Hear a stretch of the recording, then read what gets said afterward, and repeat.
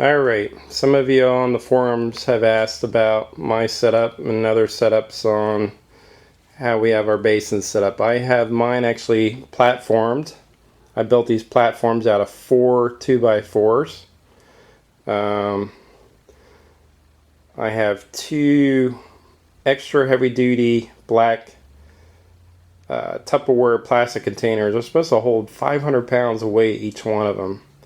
And then those lids are almost garbage. So I do not use lids very often at all. I do use like a landscape fabric.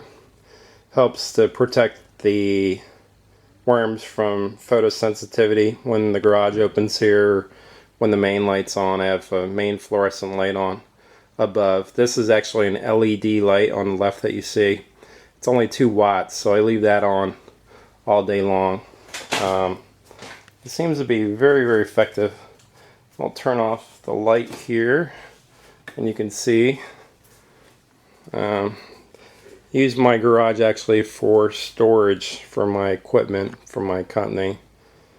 But this gives off a good amount of light, this little light here, and kind of keeps the worms to want to stay inside the bin. They don't want to move actually. I think they're pretty happy in here, which is a good thing. I don't lose any worms from trying to escape or anything. I know a lot of people talk about them wanting to escape, but my pH levels are very, very good.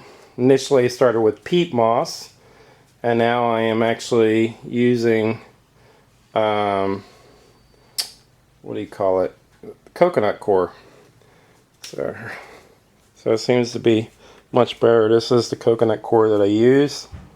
It's 11 pounds, and it makes, probably will fill 36-gallon container once it's expanded. Mix it in with water. So my bins are 40% black cow. It's composited or compost. What do they call it? Composted cow manure. And so I have 40% of that and 60% of the coconut coir.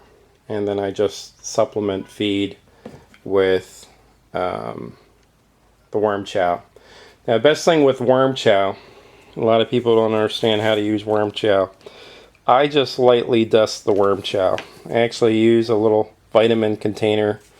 I just freeze it up, let it freeze. It kills any kind of mites that come in with the worm chow. You definitely want to have a little thermometer here to make sure your bins are running under 80 degrees.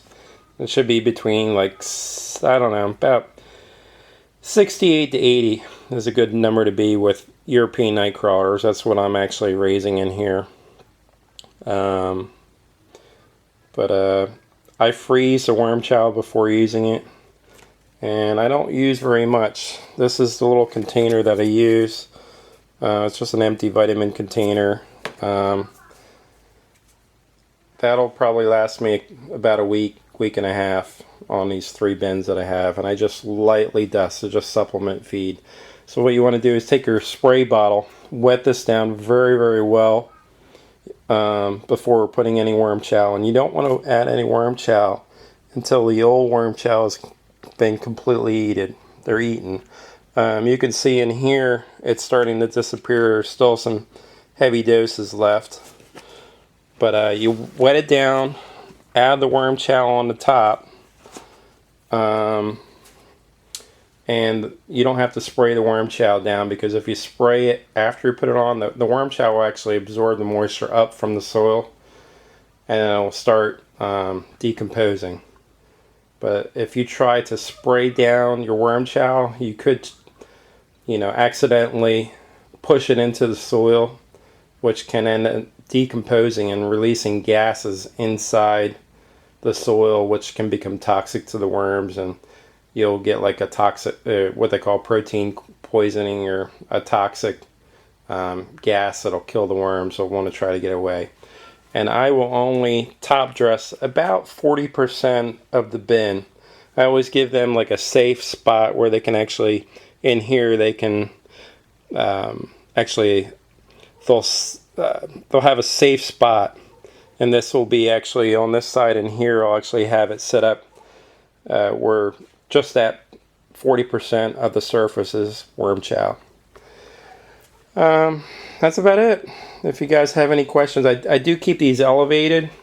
Just keeps it easier to, do inspections. I don't like to bend over. Kind of getting old, so I don't want to bust my back, digging through there and harvesting worms and stuff like that. I primarily use my worms for fishing. The European night crawlers are very, very good fishing worms.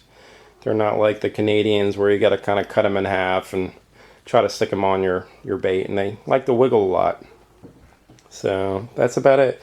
I'm actually going to be using this next bin here that you see.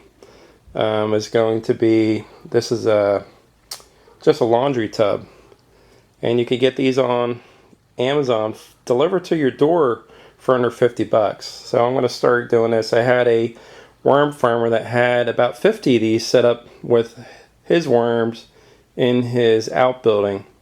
So I kind of borrowed this idea, and I'm going to try this and see how that works. And he's actually also covering his with landscape fabric too. Landscape fabric is very good. It doesn't break down like some people use like burlap sack. I try not to use that because it'll break down, which is kind of good for the worms, but I don't want it to break down. I want to be able to use it. So I just cut these to fit. You can get a whole roll of this for about 10 bucks. I use 4 2x4s to make this setup here. So part wise is I'm probably looking about 75 bucks in here for each one of these bins. And that's why I'm going to this. This will be 50 and it's already built. So I'm going to try this next. Alright, bye bye.